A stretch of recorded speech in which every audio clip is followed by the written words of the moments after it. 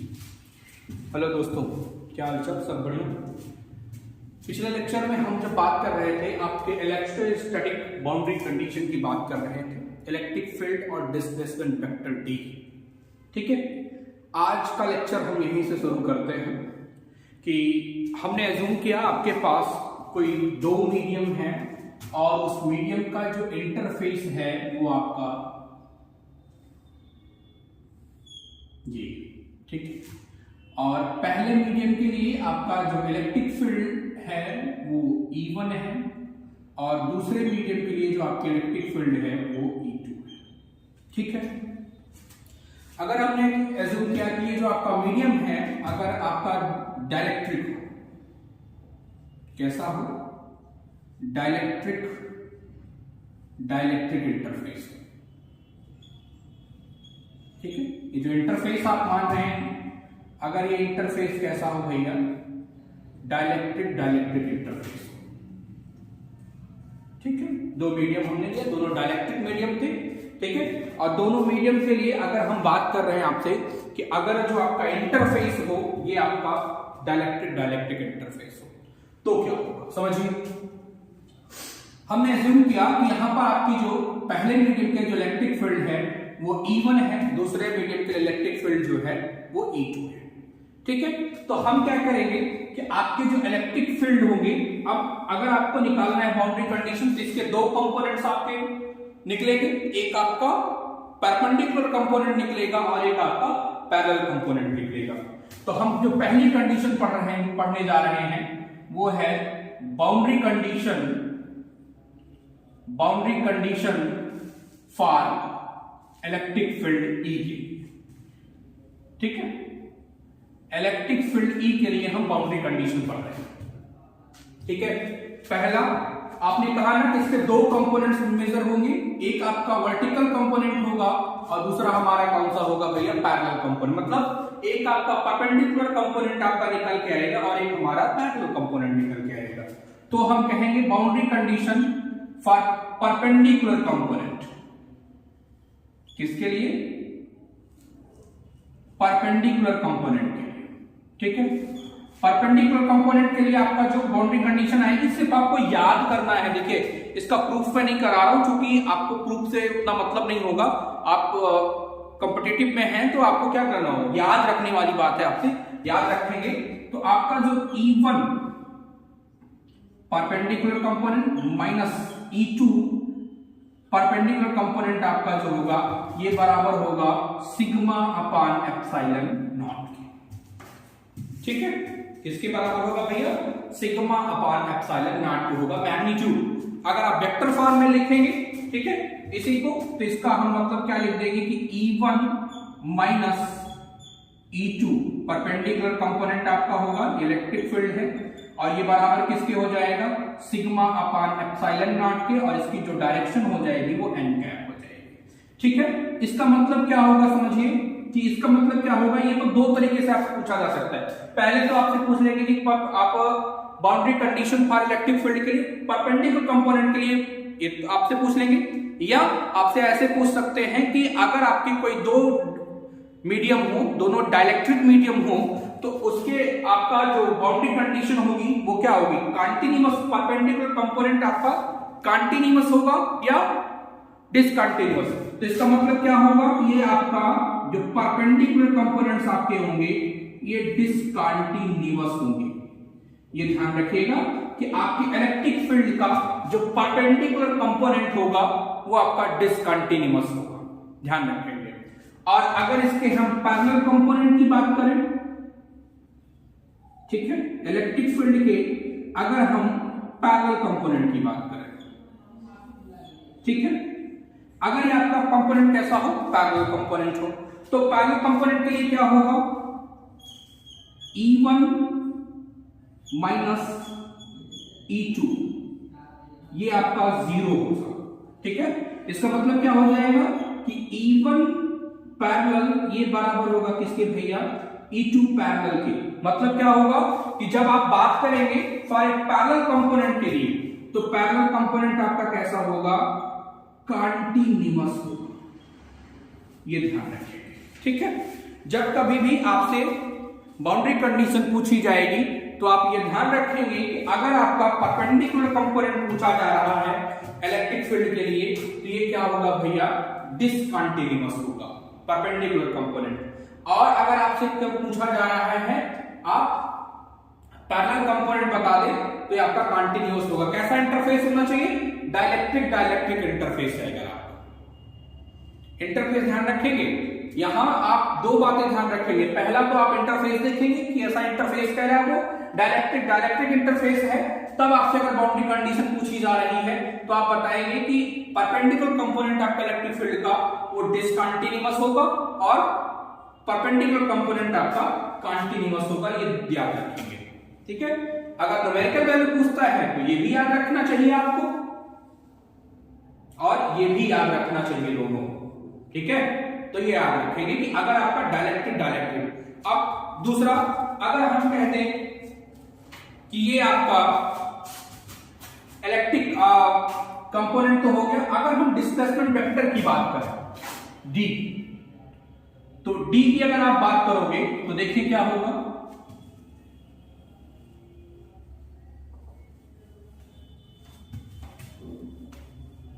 D की बात करें इंटरफेस आपका वही है, डाइलेक्ट्रिक डाइलेक्ट्रिक इंटरफेस ही है। और अगर हम बात करेंगे किसकी, आपके बाउंड्री कंडीशन फॉर डी, ठीक है। डी की अगर बाउंड्री कंडीशन पढ़ेंगे तो देखिए से पहले मीडियम के लिए D1 हो गया और दूसरे मीडियम का आपका D2 हो गया, ठीक है। अब इसके भी क्या करेंगे आप, कंपोनेंट फॉर्म निकालेंगे। क्या निकालेंगे, कंपोनेंट फॉर्म निकालेंगे। और आपका जो कंपोनेंट फॉर्म आएगा जब उसका परपेंडिकुलर कंपोनेंट निकालेंगे, ठीक है। तो परपेंडिकुलर कंपोनेंट आपका जो निकल के आएगा वो D1 perpendicular minus D2 perpendicular, ठीक है। ये बराबर आपका किसके होगा भैया, सिग्मा एफ।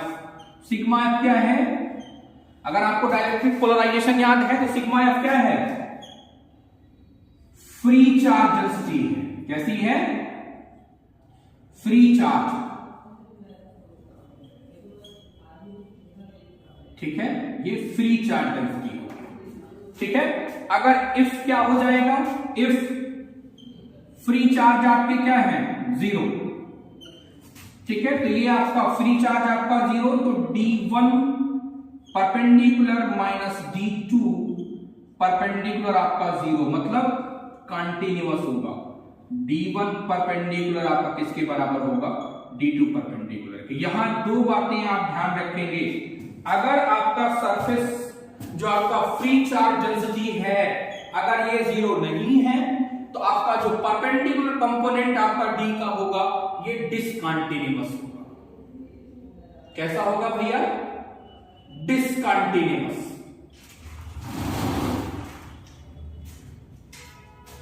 ठीक है। ये याद रखेंगे कि अगर आपका क्या हो गया कि अगर आपने कहा कि आपका डाइलेक्ट्रिक डाइलेक्ट्रिक इंटरफेस होगा तब अगर हम बाउंड्री कंडीशन डी की निकालेंगे तो परपेंडिकुलर कंपोनेंट्स के लिए आपका क्या हो जाएगा, डिसकंटीन्यूअस होगा। कब, जब आपका फ्री चार्ज जीरो नहीं है, फ्री चार्ज नॉन जीरो है। अगर आपका यही फ्री चार्ज जीरो हो गया, ठीक है, अगर आपका यही जो फ्री चार्ज है ये जीरो हो गया, ठीक है, तो आप क्या कह दोगे कि आपके जो कंपोनेंट्स होंगे परपेंडिकुलर कंपोनेंट आपके ये क्या होंगे, कंटीन्यूअस होंगे, ठीक। अगली अगर हम बात करें आपके पैरेलल कंपोनेंट की बात करें, ठीक है। अगर हम पैरेलल कंपोनेंट की बात करते हैं तो देखिए पैरेलल कंपोनेंट्स में क्या हो जाएगा, पैरेलल कंपोनेंट्स की अगर आप बात करो तो पैरेलल कंपोनेंट्स के लिए आपका जो D होगा उसकी वैल्यू आप ध्यान रखें, ये D1 आपका पैरेलल जो होगा ये कभी भी D2 के बराबर नहीं होगा, मतलब कंटीन्यूअस नहीं होगा, ये याद रखेंगे, ठीक है। ये तो आपका हो गया बाउंड्री कंडीशन फॉर D। कब, जब आपका इंटरफेस कैसा हो दोनों मीडियम का, डाइलेक्ट्रिक डाइलेक्ट्रिक मीडियम इंटरफेस, ठीक है। अगर हम एक इंटरफेस को कहते हैं, मान लीजिए कि एक आपका डाइलेक्ट्रिक है और दूसरा आपका क्या कहते हैं भैया, दूसरा वाला आपका हम कंडक्टर कहते हैं, ठीक है। दूसरा वाला आपका कैसा कहते हैं, कंडक्टर हो जाए तो क्या, अब आप समझिए अब आप प्रॉपर्टीज हमने बताई थी कंडक्टर की। जब आप कंडक्टर की प्रॉपर्टी पढ़ रहे थे तो उसमें हमने क्या बताया था, इनसाइड द कंडक्टर आपका कोई चार्ज प्रेजेंट ही नहीं होता। जब चार्ज इनसाइड द कंडक्टर कोई प्रेजेंट ही नहीं होगा, इसका मतलब इनसाइड द इलेक्ट्रिक फील्ड आपकी क्या होती है, जीरो। ठीक है, इनसाइड द इलेक्ट्रिक फील्ड आपकी क्या हो जाएगी, जीरो। मतलब से अगर हमने कहा कि पहला मीडियम तो आपका डाइलेक्ट्रिक है, तो उसके लिए आपकी इलेक्ट्रिक फील्ड हमने कह दिया E1 होगी। लेकिन दूसरा मीडियम आपका कैसा है, कंडक्टर है, तो E2 आपका क्या हो जाएगा, जीरो हो गया। E2 आपका क्या हो जाएगा, जीरो। तो in case of dielectric conductor interference, sorry not interface, अगर हम बात करें कि आपकी बाउंड्री कंडीशन फॉर E क्या होगी, boundary condition for electric field vector के लिए, इलेक्ट्रिक फील्ड के लिए आपका क्या होगा, तो आप यहां पर निकालेंगे तो आपका जो E1 आएगा। ठीक है, अब देखिए यहां पर परपेंडिकुलर कंपोनेंट क्या हो जाएगा, अभी आपने निकाला है डाइलेक्ट्रिक के लिए क्या निकल के आया था, E1 perpendicular minus E2 perpendicular, ये सिग्मा अपान एप्सिलॉन नॉट आया था। कब, जब आपका इंटरफेस डाइलेक्ट्रिक होगा। लेकिन अगर यही इंटरफेस आपका क्या हो गया, एक कंडक्टर हो गया दूसरा डाइलेक्ट्रिक हो गया, तो आपने कहा E2 जीरो हो जाएगा। E2 के जीरो होने का मतलब क्या हो गया, E1 आपका निकल के आ जाएगा सिग्मा अपान एप्सिलॉन नॉट। ये आपकी हो जाएगी फॉर परपेंडिकुलर कंपोनेंट्स के लिए, ध्यान रखेंगे। ठीक है, और अगर आपसे पैरेलल कंपोनेंट आपका इलेक्ट्रिक फील्ड का पूछ ले, पैरेलल कंपोनेंट तो क्या हो जाएगा, आपने पढ़ा है पैरेलल कंपोनेंट के लिए E1 इज इक्वल टू किसके, E2 के, E1 parallel is equal to E2 के। ठीक है, तो ये क्या, यहां तो कंटिन्यूअस था, यहां क्या हो जाएगा, E2 आपका जीरो हो गया, तो E1 का भी आप क्या हो जाएगा, जीरो हो जाएगा। तो ये याद रखने वाली बात है, कंपटीशन में यहां से क्वेश्चन आपसे पूछा जा सकता है कि आप इलेक्ट्रोस्टैटिक बाउंड्री कंडीशन बता दीजिए। कि पहले क्वेश्चन तो आपको दे देंगे डाइलेक्ट्रिक इंटरफेस हो, तो आप ध्यान रखेंगे ये वैल्यूज आपकी होती हैं, और अगर आपका डाइलेक्ट्रिक कंडक्टर इंटरफेस हो गया तो ये चीजें याद रखेंगे। ठीक है, अब ये आपका बाउंड्री कंडीशन यही खत्म हो जाती है। इसके बाद हम आपसे डिस्कस किए हैं सिलेबस में एक नेक्स्ट टॉपिक आपका जो है मल्टीपोल एक्सपेंशन। ठीक है, कैसा आपका एक्सपेंशन होगा, मल्टीपोल। जैसे अभी तक आपने पिछले लेक्चर में जो पढ़ा है, हमने आपसे कूलॉम्स लॉ की बात की है, हमने आपसे गॉस लॉ की बात की है, हम आपसे, ठीक है, इन सब पे हमने क्या किया है, एक स्पेसिफिक सिमेट्री, जैसे आपकी या तो स्फेरिकल सिमेट्री हो जाए, या आपके पास कैसी सिमेट्री हो जाए, सिलेंड्रिकल हो जाए, प्लानर हो जाए, तमाम तरीके की सिमेट्री हमने आपको निकाल के दे दी थी। उन सिमेट्री के लिए आप इलेक्ट्रिक फील्ड पढ़ लेते थे। ठीक है, फिर अब वहां पर क्या था, एक पहले तो आपने एक सिंगल चार्ज के लिए पढ़ा था, ठीक है, फिर आपने डाइपोल के लिए जाके पढ़ा, तो दो पोल तो आप पढ़ चुके, मतलब मोनोपोल आपने पढ़ लिया और डाइपोल पढ़ लिया। अब आपको क्या हो गया, मान लीजिए कि हम एक तो आर्बिट्रेरी सरफेस आपका देते हैं, से ये सरफेस आपको हमने एक आर्बिट्रेरी सरफेस दे दिया। ठीक है, अब ये सरफेस आपका आर्बिट्रेरी है, तो इसकी हमने कहा वॉल्यूम चार्ज डिस्ट्रीब्यूशन आपका डेंसिटी जो है ये रो है, ध्यान रखिए। ठीक है, बात अभी समझिए, लिमिटेशन आपकी क्या थी। जब आप इसके पिछले लेक्चर में हम बात करते थे, तो पिछले लेक्चर में हमने आपसे दो घटना का जिक्र किया था। जब हम आपसे पढ़ते थे, कूलॉम्स लॉ आपने पढ़ा था, ठीक है ना, कूलॉम्स लॉ आपने पढ़ा था, और दूसरा आपने गॉस लॉ पढ़ा था।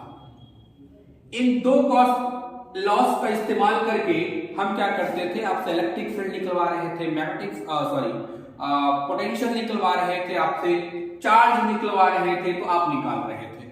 ठीक है ना, तो यहां तक तो आपका ठीक था। मान लीजिए कि गॉस लॉ आपका मोनोपोल हुआ था, मोनोपोल था, ठीक, सिंगल चार्ज था। ठीक है, फिर आपने डाइपोल ले लिया, दो पोल आपने बना दिया, प्लस और माइनस क्यू चार्ज को रख करके दो पोल बना दिए। इन आप कूलम्ब्स लॉ और गॉस लॉ की हेल्प से आप निकाल लेते थे। लेकिन ये जो आप एक्सपेंशन लेते थे ये एक स्पेसिफिक सिमेट्री होती थी, ठीक है ना, चाहे आपका वो स्फेरिकल होता था, चाहे वो प्लानर होती थी, तमाम तरीके की सिमेट्री होती थी, उस पे आप बात करते थे। लेकिन अगर हम आपको क्या देते भैया, हमने कहा एक आर्बिट्ररी सरफेस आपको दे दिया, अब आप बताइए, ठीक है, तो क्या होगा। अब इसको समझने के लिए दो बातें आपको याद रखनी चाहिए। पिछले लेक्चर में जब आप बात करेंगे हमने आपको एक कोऑर्डिनेशन नोटेशन पढ़ाया था, याद है, वहां पर हमने दो आपसे जिक्र किया था, दो बातों का। अगर आपका ये कोऑर्डिनेशन है, ये आपकी y एक्सिस है, ये हमारी x एक्सिस है और ये आपकी z एक्सिस है, ठीक है। तो आपने कहा था कि ये हमारा फील्ड पॉइंट हुआ करता था r, ये आपका क्या हुआ करता था भैया, सोर्स पॉइंट हुआ करता था, ठीक है, r'। ध्यान समझिए, क्योंकि हमने आपसे वहां ही बताया था कि यह कोऑर्डिनेट नोटेशन आपका बहुत इंपॉर्टेंट रोल अदा करेगा आप जब सॉल्व करते हैं क्वेश्चन तो ना। तो ये r' वाला टर्म आपका जो है ये क्या हुआ करता था, ये आपका सोर्स पॉइंट था, ठीक है, और ये आपका क्या था, फील्ड पॉइंट है, ठीक है। ये ध्यान रखेंगे, r हमेशा किसको शो करेगा, फील्ड पॉइंट को, और r' किसको शो करेगा, सोर्स पॉइंट को। अब उसी पे चलते हैं, ये आप याद रखेंगे, नहीं तो फिर बाद में आपको जब आप प्रॉब्लम सॉल्व करने लगेंगे तो आप परेशान हो जाएंगे, याद नहीं आएगी, ठीक है। अब जब हमें क्या हो गया कि अब हमें अगर एक आर्बिट्ररी सरफेस हमने आपको दे दिया, ठीक है, उस आर्बिट्ररी सरफेस से मान लीजिए O, हमने यहां पर ओरिजिन मान लिया उसको O, और इससे स्मॉल r डिस्टेंस पर कोई एक पॉइंट P है, ठीक है। यहां पर आपको फील्ड की इंटेंसिटी निकालनी है, ठीक है, या पोटेंशियल कैलकुलेट करना है, तो यहां पर आपको मल्टीपोल एक्सपेंशन की जरूरत पड़ती है। अब आप समझ लीजिएगा कि मल्टीपोल एक्सपेंशन की जरूरत आपको क्यों पड़ी, क्योंकि आपने कहा जब आपका सरफेस कैसा हो जाएगा, आर्बिट्रेरी हो जाएगा, उसमें आप कूलम्ब्स लॉ और या इन सबसे थोड़ा सा निकालना आपके लिए मुश्किल होगा, तो हमें मल्टीपोल चाहिए होगा, ठीक है। अब हमने एक आर्बिट्ररी सरफेस दे दिया, और एक ध्यान रखेंगे कि जब कभी भी आप मल्टीपोल की बात करेंगे, इसमें जो वैल्यू आपकी ली जाएगी वो एग्जैक्ट नहीं होती, वो अप्रॉक्सीमेट वैल्यू आती है, चाहे आपका v आएगा, चाहे आपका e आएगा, ठीक है। तो यहां पर जो आर्बिट्ररी सरफेस आपका होता है, ठीक है, आर्बिट्ररी सरफेस पर जब आपका जो चार्ज डिस्ट्रीब्यूशन होगा, तो आप लॉन्ग डिस्टेंस पर जब आप इलेक्ट्रिक पोटेंशियल या इलेक्ट्रिक फील्ड कैलकुलेट करोगे तो उसकी एक अप्रॉक्सीमेट वैल्यू आपको मिलती है, एग्जैक्ट वैल्यू नहीं मिलेगी, ये ध्यान रखेंगे, ठीक है। अब आप समझिए कि हमने कहा है, प्रॉब्लम अपनी समझ लीजिए कि आपके पास एक आर्बिट्ररी सरफेस था जिसकी वॉल्यूम चार्ज डेंसिटी कितनी थी, रो थी, ठीक है, उसका ओरिजिन पॉइंट O था, यहां से स्मॉल r डिस्टेंस पर कोई पॉइंट P है, यहां पर आपको इलेक्ट्रिक पोटेंशियल या इलेक्ट्रिक पोटेंशियल को कैलकुलेट करना है, ठीक है। अब कैसे करेंगे, यहां पर हमने क्या किया, एक एलिमेंट्री सरफेस यहां बनाएंगे, हमने क्या किया, एक एलिमेंट्री सरफेस यहां लिया, वॉल्यूम एलिमेंट, ठीक है, ये आपका एक वॉल्यूम एलिमेंट हमने किया, ठीक है, और ये आपका हो गया r', ठीक है, इसके बीच का एंगल हमने कह दिया थीटा, ठीक है। यहां से जब आप, अब ये डिस्टेंस आपकी हो गई कैपिटल R, ठीक है, इस पॉइंट पे आपको इलेक्ट्रिक फील्ड निकालना है, और इसका जो वॉल्यूम हो गया हमने कहा d tau x, ठीक है। इसके लिए जब आपसे इलेक्ट्रिक फील्ड निकालने के लिए कहेंगे या पोटेंशियल निकालने के लिए कहेंगे, तो आपको याद होगा हमने कहा था क्वार्टर नोटेशन में जब आप पोटेंशियल कैलकुलेट करेंगे तो आपका निकल के कितना आता था, 1/4 pi epsilon naught volume integral rho r' upon mod of capital R, और ये आपका d tau डैश, ये निकल के आया था। अगर आपको मल्टीपोल एक्सपेंशन अगर आपको कोऑर्डिनेट नोटेशन याद हो तो पिछले लेक्चर में आप जाएंगे शायद तीसरा लेक्चर आपका कोऑर्डिनेट रोटेशन होगा, तो वहां आप देखेंगे तो ये इतना आपका पोटेंशियल निकल के आया था जब हम डिफरेंट प्रकार के चार्ज डिस्ट्रीब्यूशंस को स्टडी कर रहे थे। ठीक है, तो ये आपका निकल गया। अगर इसी को हमें मल्टीपोल के लिए लिखना होगा तो क्या करेंगे, फॉर मल्टीपोल। ठीक है, अब ये जो 1/r है ना, इसको हमको किसका टर्म लेना पड़ेगा, r और थीटा डैश का टर्म लेना पड़ेगा। ठीक है, तो v आपका जो r होगा ये बराबर किसके हो जाएगा, 1/4 पाई एप्सिलॉन नॉट, तो आप जानते रहे ये रहेगा ही रहेगा। ठीक है ना, अब आपसे क्या होगा 1/r, ये 1/r हम क्यों ले रहे हैं, देखें ये जो 1/R है इसी को हम r और थीटा डैश के टर्म में लेंगे। ठीक है, ये भी आपको थोड़ा सा पीछे के लेक्चर पढ़ेंगे तो वहां से आपको ये सब कंफर्म हो जाएंगे, लेकिन यहां तक पढ़ समझ में आने के लिए आपको पीछे का लेक्चर एक बार सब पढ़ा होना जरूरी होगा।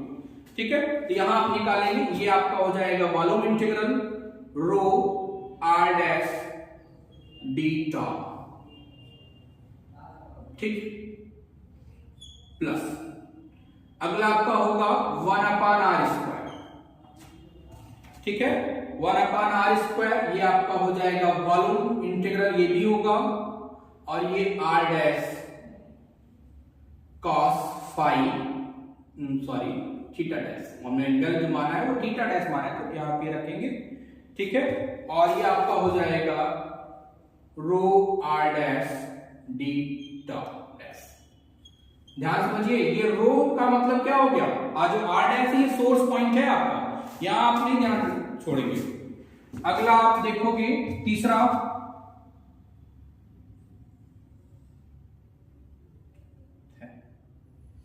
तीसरा टर्म आप इसमें देखेंगे कि आपका हो जाएगा अब 1/r³ वॉल्यूम इंटीग्रल v, अब ये r dash cos theta dash का स्क्वायर हो जाएगा रो r dash d top dash. ठीक है, ये आपको मिल जाएगा,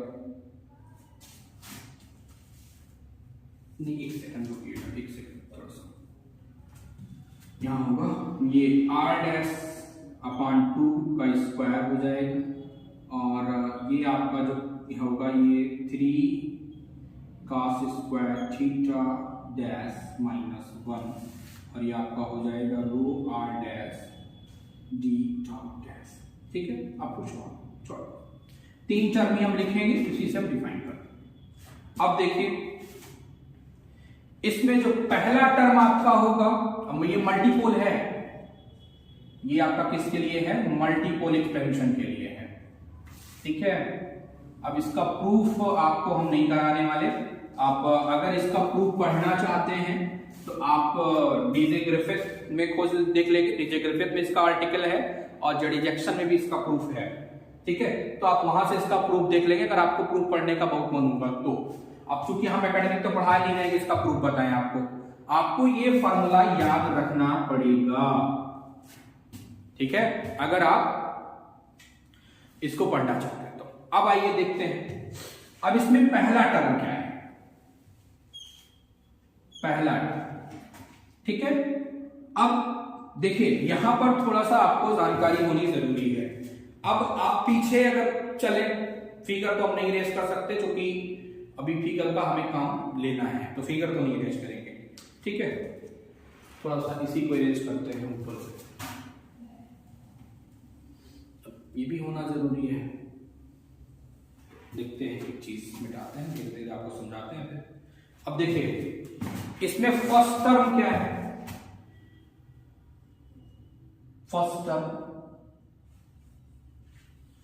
ये क्यों आया है, ये मोनोपोल है।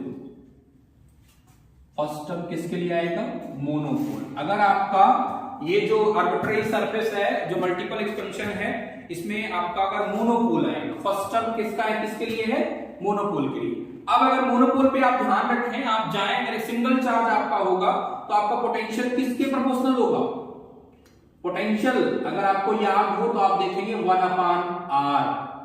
यहीं से ध्यान रखें, ये क्वेश्चन आपसे पूछा भी जाता है क्वार्टर पोल के लिए, डाइपोल के लिए, तो आप वहीं गड़बड़ा जाते हैं, गलती हमसे वही होती है।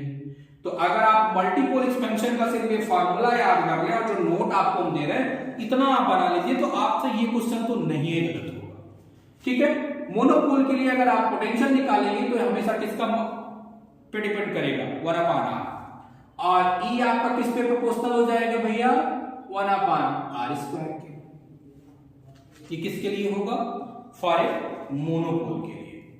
ठीक है, अब सेकंड टर्म आपका ये जो है, ये सेकंड टर्म है आपका, ये तो आपका फर्स्ट टर्म हो गया और ये आपका सेकंड टर्म है। सेकंड टर्म किसके लिए है भैया, सेकंड टर्म आपका बताएगा डाइपोल टर्म है। सेकंड वाला जो है ये डाइपोल टर्म को इंडिकेट करेगा। ठीक है, सेकंड टर्म आपका क्या है, सेकंड टर्म ये डाइपोल है। ठीक है, डाइपोल। अब अगर डाइपोल की बात करो, ठीक है, डाइपोल में अगर आप बात करेंगे तो क्या होगा कि डाइपोल में आपका जो पोटेंशियल होता है वो r² पे प्रोपोर्शनल होगा और इलेक्ट्रिक फील्ड आपकी प्रोपोर्शनल होगी किसके, r³ की होगा। ठीक, ये डाइपोल हो गया। अब अगर आपको हम क्वाड्रपोल दे दें तो क्या होगा, ठीक है, अगर आपका ये डाइपोल ना हो करके कैसा हो, क्वाड्रपोल हो।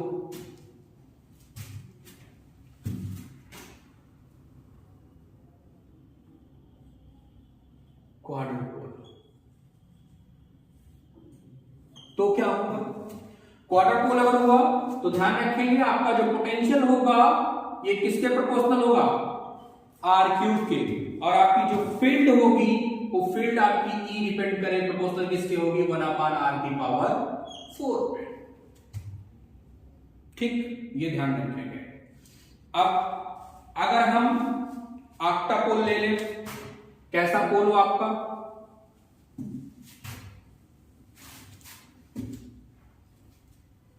ऑक्टापोल।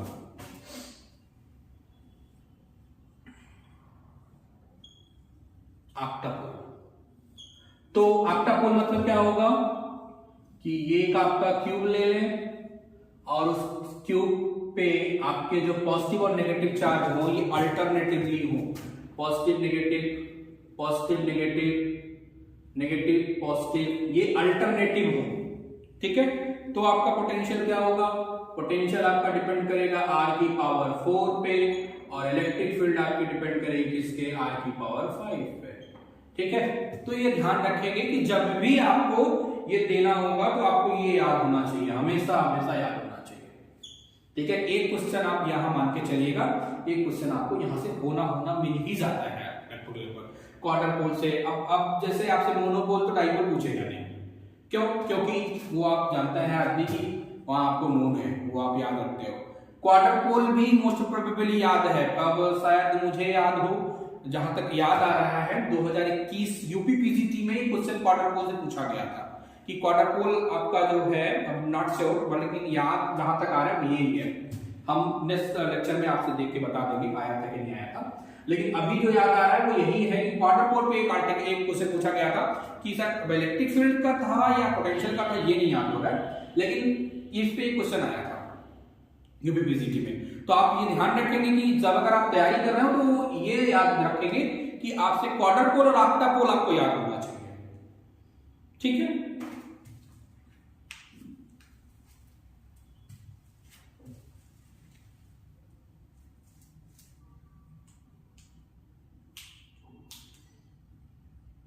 अब आपको कभी कभी क्या होता है, मान लीजिए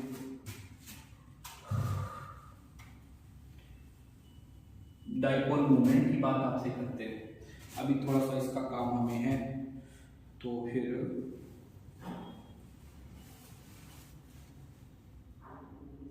जैसे कभी कभी क्या हो गया, मान लीजिए अब आपसे अगर हम कह दें कि आपको डाइपोल हमने मूवमेंट दिया है, P आपका गिवन है, ठीक है, P अगर गिवन है और तब आपका जो R होगा, सॉरी जो पोटेंशियल होगा आपने कहा R पे डिपेंड करेगा। ठीक है, V आपका जो होगा ये R पे डिपेंड करने वाला है।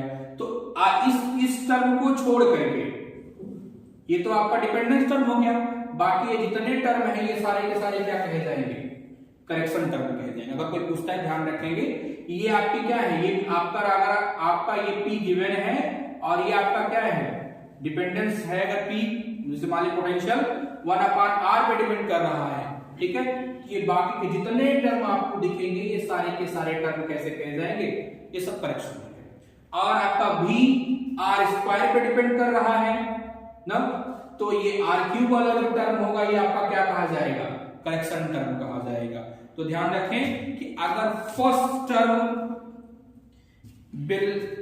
जो आपका पहला टर्म होगा वो अगर आपके अप्रॉक्सिमेट डिपेंडेंसी को शो करेगा, ध्यान से बात समझ लीजिए कि अगर पहला टर्म आपका जो भी हमने आपको समझाया ना कि V 1/r के प्रोपोर्शनल है तो सारे टर्म आपके करेक्शन टर्म कहे जाएंगे, ठीक है। अगर V 1/r² के प्रोपोर्शनल है तो बाकी के जो रेस्ट टर्म होंगे वो करेक्शन टर्म कहे जाएंगे। इसका मतलब समझ लीजिए कि अगर आपको पहला टर्म नॉन जीरो है, वो ये भी हो सकता है और ये भी हो सकता है, ठीक है। अगर मान लीजिए ये टर्म जीरो हो गया मोनोपोल के केस में, ये तो जीरो हो जाएगा, सॉरी डाइपोल के केस में ये जीरो हो गया, तो अब आपका ये बचेगा डाइपोल। डाइपोल के केस में क्या हो जाएगा, ये वाला टर्म आपका करेक्शन टर्म हो जाएगा। तो ध्यान रखेंगे कि अगर फर्स्ट टर्म आपका जो आप अप्रॉक्सिमेट रिजल्ट आप दे रहे हो, अगर उसका फर्स्ट टर्म आपका जीरो है तो इसका मतलब क्या हो जाएगा कि आपका जो बाकी के जो टर्म है वो करेक्शन टर्म्स कहे जाएंगे, ये याद रखिएगा, ठीक है। अब आपसे क्या कहते हैं कि अगर आपको कोई चार्ज कॉन्फ़िगरेशन दे दिया गया, एक क्वेश्चन यहां भी पूछा जाता है, इसी मोनोपोल से रिलेटेड ही पूछा जाता है कि चार्ज अगर आपको हमने कोई कॉन्फ़िगरेशन दे दिया और उस चार्ज कॉन्फ़िगरेशन में आपसे हमने मोनोपोल का मोमेंट पूछ लिया तो क्या होगा। अगर आपसे चार्ज डिस्ट्रीब्यूशन का कोई आपने मान लीजिए कंटिन्यूअस दे दिया या आपको डिसकंटिन्यूअस कोई भी कॉन्फ़िगरेशन दे दिया और आपसे वहां पे पूछ लिया ना कि आप इसका हमें मोनोपोल का मोमेंट बता दो, तो आप टोटल चार्ज बता देंगे। वो ध्यान रखिएगा, टोटल चार्ज आपने बताया, इसका मतलब क्या हो गया, वो मोनोपोल हो गया उसका। तो ध्यान रखेंगे, अगली जो आर्टिकल हम पढ़ने जा रहे हैं ये है मल्टीपोल से related. Monopole movement of charge configuration,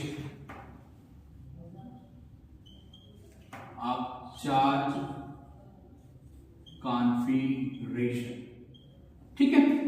जो आपको चार्ज कॉन्फ़िगरेशन दिया गया है, अगर उसका आपको मोनोपोल निकालने की बात हम कह दें, ध्यान रखेंगे मोनोपोल का मतलब, मोनोपोल मूवमेंट का मतलब टोटल चार्ज ऑफ कॉन्फ़िगरेशन, ठीक है। जो टोटल चार्ज आपको दिया जाएगा वही आपका क्या कहा जाएगा, ये आपका मोनोपोल होगा। अब अगर मान लीजिए अब आपके पास क्या है, 3 कंटिन्यूअस डिस्ट्रीब्यूशन आपने पढ़ा होगा, कौन कौन सा, वॉल्यूम, सरफेस और लीनियर। तो क्यों मोनोपोल कब, जब आपको लीनियर वॉल्यूम चार्ट दिया हो तो क्या निकालेंगे, वॉल्यूम चार्ट, तो वॉल्यूम इंटीग्रल रो सोर्स बीटा, ठीक है। ये आपका क्या हो गया, वॉल्यूम डेंसिटी आपको दी हुई है तब आप मोनोपोल बता देंगे। अगर आपको दिया क्या है, सरफेस दिया है, ठीक है, तो आप निकाल देंगे, ये आपका मोनोपोल मोमेंट हो गया, ठीक है। और अगर आपको लीनियर दिया है तो क्या हो जाएगा, लाइन इंटीग्रेशन आर और आपका ये हो जाएगा डी, सॉरी ये डी टाउ नहीं होगा, ये डी एस होगा और ये आपका डी एच होगा, ठीक है। तो ध्यान रखिएगा कि आप इसमें कि अगर आपसे क्या हो जाए भैया कि आपसे अगर मोनोपोल पूछे कब, जब आपको वॉल्यूम डेंसिटी दी हो या आपको सरफेस चार्ज डेंसिटी दी हो या आपसे लीनियर चार्ज डेंसिटी दी हो, तो आप ये बता दोगे मोनोपोल मोमेंट यही होगा। ध्यान रखिए मोनोपोल मोमेंट का मतलब total charge of the configuration, ये तो कब है, जब आपको कंटिन्यूअस दिया है। अगर आपको डिस्क्रीट दिया हो तो क्या करेंगे, ठीक है, ये नोट कर लीजिएगा। अगर आपको डिस्क्रीट है, ठीक है, जो कॉन्फ़िगरेशन है अगर वो कैसा है, डिस्क्रीट है, तो डिस्क्रीट कॉन्फ़िगरेशन है तो ये तो कंटिन्यूअस था। अगर आपसे जो हमने दे दिया वो डिस्क्रीट है, ठीक है, कैसा कॉन्फ़िगरेशन है भैया, डिस्क्रीट कॉन्फ़िगरेशन है, तो क्या करेंगे, ये डिस्क्रीट चार्ज है तो उसका आपका क्यू मोनोपोल जो होगा वो बराबर हो जाएगा समेशन i वैरीज फ्रॉम 1 से n क्यू हो जाएगा, ठीक है, ये ध्यान रखिए, ठीक। अब अभी हमने आपको जो समझाया था याद करें कि अभी हमने कहा ना अगर फर्स्ट टर्म नाम आपका नॉन जीरो करस्पॉन्ड अगर है और करस्पॉन्ड को शो करता है, चाहे पोटेंशियल का चाहे आपका वो मतलब डिपेंडेंसी को शो करता है, चाहे पोटेंशियल का हो चाहे इलेक्ट्रिक फील्ड का हो, तो बाकी के टर्म करेक्शन होंगे। तो ध्यान रखेंगे अगर आपको कोई भी कॉन्फ़िगरेशन दिया गया और उस कॉन्फ़िगरेशन का जो क्यू मोनोपोल है अगर ये नॉन जीरो आता है तो इसका मतलब क्या होगा, v अप्रॉक्सीमेट आपका जो आएगा, ठीक है, पहला टर्म आपका जो होगा ये 1/4 पाई एप्सिलॉन नॉट क्यू मोनो अपान आर, बाकी सारे के टर्म क्या कहे जाएंगे, करेक्शन टर्म, सारे टर्म आपके क्या होंगे भैया, करेक्शन टर्म होंगे। कब, जब क्यू मोनोपोल आपका नॉन जीरो। अगर क्यू मोनोपोल आपका जीरो हो गया तो बताइए, क्यू मोनोपोल अगर आपका जीरो हो गया तो तब तो ये मोनोपोल रहा ही नहीं, अब ये हो गया डाइपोल। अब डाइपोल के केस के लिए आप अलग से तो आसान करेंगे। डाइपोल के केस की बात अगर आपसे करें तो क्या होगा, आप कहें क्यू मोनोपोल जीरो हो गया, क्यू मोनोपोल जीरो तो मतलब डाइपोल है। डाइपोल वी आर अप्रॉक्सीमेट आपका कितना हो जाएगा, ये 1/r², ठीक है, वी रो आर डैश क्या था, हाँ कॉस थीटा था, r dash cos theta dash rho r dash d tau dash, ठीक है। तो आपका जो v होगा वो किसके होगा, 1/r² हो जाएगा, ठीक है। अब आपसे अगर डेंसिटी पूछी जाए तो कैसे कैलकुलेट करेंगे, अब इस फिगर से अगर आप देखें तो r cap r dot dash ये आपका बराबर हो जाएगा किसके, ये आपका हो जाएगा r cap r dash cos theta dash यहां से, ठीक है। अब इसका मतलब क्या हो जाएगा, r cap r dash is equal to आप क्या रख सकते हैं, r dash cos theta dash, मतलब इसके स्थान पे आप ये लिख सकते हो, ठीक है, लिख दीजिए, लिख दीजिए। तो ये आपका ये जो हो जाएगा v अप्रॉक्सीमेट, ये आपका 1/r² हो गया, वॉल्यूम इंटीग्रल हो गया, और आपका ये हो गया r कैप r डैश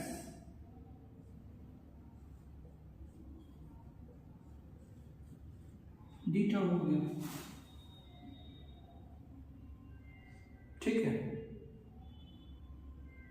समझ में आया। अब यहां से आप निकाल लीजिए, ये आपका क्या हो गया, वी आर अप्रॉक्सीमेट, अप्रॉक्सीमेट किससे हो जाएगा, r कैप अपान r², ठीक है, रो r डैश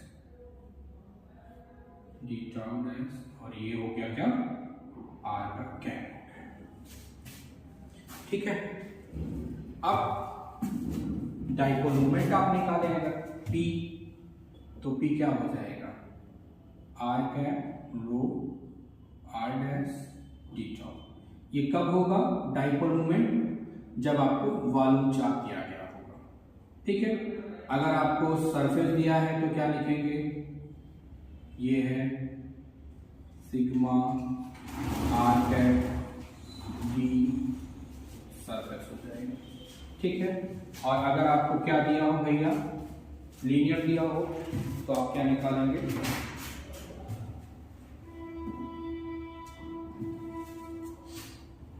तो यहीं पर लीनियर पे आपका क्या हो जाएगा?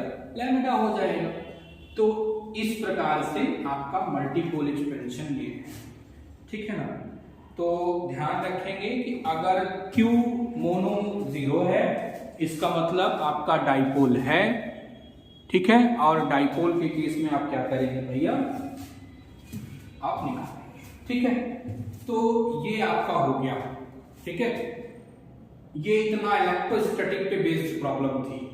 दो आप ध्यान रखेंगे, P अगर आप जो है, हमने आपको बताया ना कि किस किस केस के लिए आप निकालोगे। ठीक है, मोनोपोल, डाइपोल, क्वाड्रपोल और ऑक्टापोल। अब आप कमेंट बॉक्स में ये मुझे बताओगे, इस साल जब ये लेक्चर आप सुनोगे तो आप कमेंट बॉक्स में मुझे ये बताओगे कि हम आपसे कभी ट्राइपोल की बात क्यों नहीं करते? हम ये नहीं कहते आपसे पेंटापोल हो क्या होगा, 7 पोल होंगे तो क्या होगा? क्यों हम कभी इसकी चर्चा नहीं करते? ये आप कमेंट बॉक्स में मुझे बताएंगे। मोनोपोल हम मान रहे हैं, डाइपोल हम लेते हैं, डाइपोल के बाद हम सीधा क्वाड्रपोल चले गए, क्वाड्रपोल के बाद सीधा हम ऑक्टापोल पे चले गए। ठीक है ना? लेकिन आपसे हमने ट्राइपोल की चर्चा नहीं की। ठीक है, ट्राइपोल की चर्चा हमने क्यों नहीं की, ये आप बताएंगे कमेंट बॉक्स में। ठीक है, ठीक है। इसके बाद हमने आपसे ये नहीं हमने आपसे पेंटापोल की बात नहीं की, 7 पोल की बात नहीं की ना। हम जब भी आप जा रहे हैं, हम क्या कर रहे हैं? आपसे मोनोपोल, डाइपोल, क्वाड्रपोल, ऑक्टापोल ये हम बना रहे हैं। तो ये आप मुझे बताएंगे कमेंट बॉक्स में कि ऐसा क्यों हमने नहीं किया। ठीक है, अब इसमें एक जो है टॉपिक जो बचता है, इमेज प्रॉब्लम बचती है भैया। और एक हमने आपसे कहा था ना, एक बीच की कड़ी जो है, जब आप इलेक्ट्रोस्टैटिक से मैग्नेटोस्टैटिक की तरफ चलते हैं तब आपको एक आर्टिकल, एक चैप्टर पढ़ना होता है, मूविंग चार्ज।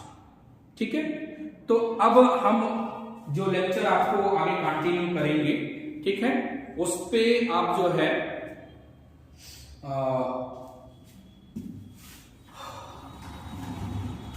क्या नाम है, हाँ, अब हमारी जो प्रॉब्लम होगी वो डिपेंड करेगी किस पे? अब आगे की जो प्रॉब्लम आप पढ़ोगे वो इमेज प्रॉब्लम पे डिपेंड करेगी। ठीक है ना? और इसके बाद फिर हम इसके बाद जो चैप्टर पढ़ेंगे वो हम पढ़ेंगे मूविंग चार्ज। तो हम आपसे ये कह रहे हैं कि अगर आपको जितना टॉपिक आपने पढ़ा है, ठीक है, संडे को बीच में एक दिन हम 2 घंटे की क्लास आपकी रखेंगे।